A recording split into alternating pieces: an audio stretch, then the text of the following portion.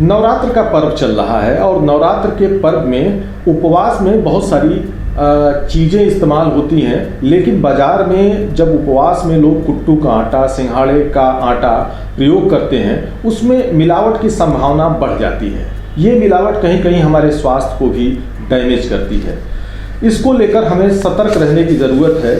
इसी कड़ी में आज किसान तक आपको बताने जा रहा है कि कैसे कुट्टू के आटे को पहचाने, कैसे सिंघाड़े के आटे को पहचाने।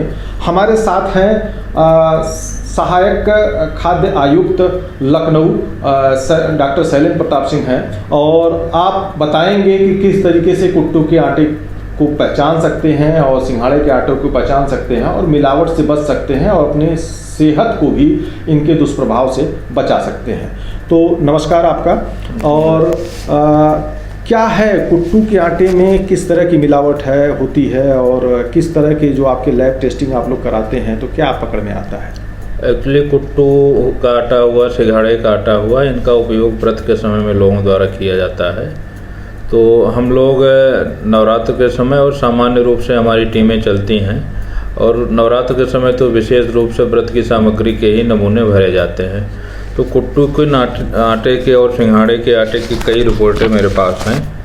इनमें आमतौर पे किसी बाह्य पदार्थ की मिलावट नहीं होती है। जो हमारे टेस्ट एनालिसिस होती है उसमें स्टार्च के आधार पे बाहर का स्टार्च किसी अन्य पदार्थ का है कि कुट्टू या सिंघाड़े का स्टार्च है, तो स्टार्च को टेस्ट किया जाता है। तो जो लैब रिपोर्टें जितनी भी हम लोगों को मिलती हैं उसमें प्रायः जो है बाह्य पदार्थ की मिलावट नहीं होती, लेकिन एक संभावना बाह्य स्टार्च के मिलावट की हो सकती है, क्योंकि मिलावट करने वाले जब इस समय उपभोग या डिमांड बढ़ती है तो मिलावट कर सकते हैं। तो सामान्य रूप से इनसे सस्ते सामग्री की मिलावट इसमें की जाती है।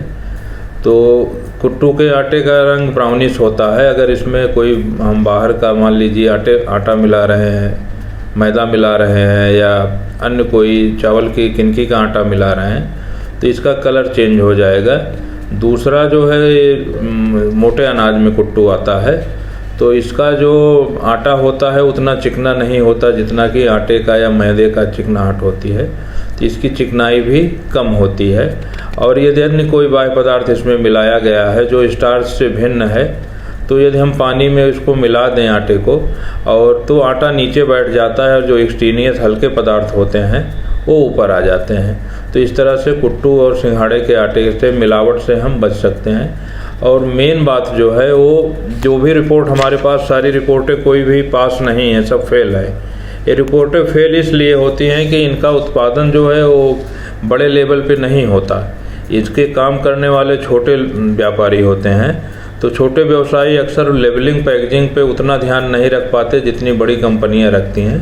तो ये सारी रिपोर्टें अपनी क्वालिटी वाइज तो ठीक हैं, लेकिन लेबल पैकेट पे जो सूचना मानक के हिसाब से चाहिए वो सूचनाएं नहीं हैं, इस वजह से फेल हैं। और इस पर भी हमारा विभाग कार्रवाई करता है और इस पे 2 लाख रुपए का अर्थदंड, संबंधित व्यवसायी के ऊपर 2 लाख तक का अर्थदंड आरोपित किया जाता है।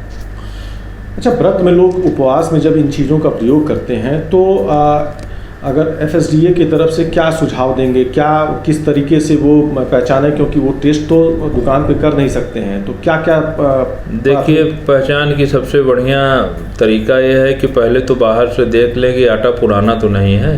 प्रायः लोग पैकिंग करके रख लेते हैं और आटा पुराना हो जाता है, और चूँकि बीच में बारिश का भी सीज़न आता है तो मॉइस्चर लेने की वजह से इसमें फंगस लग जाते हैं, जो कभी कभी फूड पॉइजनिंग या पेट खराब हो जाना इसी फंगल ग्रोथ की वजह से होता है। तो लेते समय पैकिंग को आप ज़रूर ध्यान दें कि एयर टाइट पैकिंग हो, उसमें कहीं से भी मॉइस्चर जाने की संभावना ना हो। और यदि पैकिंग पे डेट ऑफ मैन्युफैक्चरिंग और बेस्ट बिफोर लिखा हुआ है तो सबसे सुरक्षित पैकिंग वही होती है जिस पे डेट ऑफ मैन्युफैक्चरिंग और बेस्ट बिफोर दोनों पड़ा हुआ है। और यदि लेबल बिल्कुल पारदर्शी पॉलीथीन में पैकिंग की गई है तो उसको तो बाहर से ही टेस्ट किया जा सकता है कि इसमें थक्के तो नहीं बन गए हैं, पुराना आटा तो नहीं है। तो देखते समय डेट ऑफ मैन्युफैक्चरिंग आटे का अगर बाहर से दिख रहा है कि थक्का नहीं बना है, तो ये चीज़ें ध्यान रखने पे इससे होने वाली बीमारियां, समस्याओं से बचा जा सकता है। क्या FSI के लाइसेंस को भी देखना चाहिए? एफएसआई का लाइसेंस कहीं ना कहीं गुणवत्ता को सुनिश्चित करने का एक साधन होता है, क्योंकि जो हम लाइसेंस से उसको बनाने वाले का एड्रेस और कहाँ पे जो है वो फैक्ट्री कहाँ पे है वो सारी चीज़ें खोज सकते हैं और वहाँ तक कार्रवाई कर सकते हैं। तो लेवल पे अगर लाइसेंस पड़ा है तो कहीं ना कहीं ये उत्पाद के बनाने वाले का कॉन्फिडेंस दिखाता है और हमारी प्रवर्तन कार्रवाई भी उससे आसान हो जाती है, मिलावटखोर को पकड़ना आसान हो जाता है। सिंघाड़े की भी कुछ पहचान है मिलावट की? सिंघाड़े के लिए भी सेम पहचान है जो कुट्टू के लिए है। कलर का डिफरेंस होता है, प्लस अगर आप बाह्य कोई स्टार्च मिलाएंगे तो उसकी चिकनाहट जो है बढ़ जाएगी। उसको जब आप पानी मिला के उसको गूँथा जाता है तो वो थोड़ा, चूँकि इसमें गिलेटिन नहीं होता, गिलेटिन प्रोटीन नहीं होता, तो ये लचीलापन इस पर कम होता है। ये जो है एक तरह से भुरभुरे टाइप का होता है। तो इस वजह ये भी पहचान हो सकती है कि अगर ज़्यादा वो लचीला है आटा, जैसे गेहूं का आटा काफ़ी लंबा तन जाता है जिलेटिन प्रोटीन की वजह से, तो इसमें ये विशेषता नहीं होती, ये क्वालिटी नहीं पाई जाती। तो ये थी कुट्टू के आटे और सिंघाड़े के आटे की मूल पहचान। इन्हीं चीज़ों को हम देखते हुए हम मिलावट से बच सकते हैं और इनसे होने वाले नुकसान से भी अपनी सेहत को बचा सकते हैं।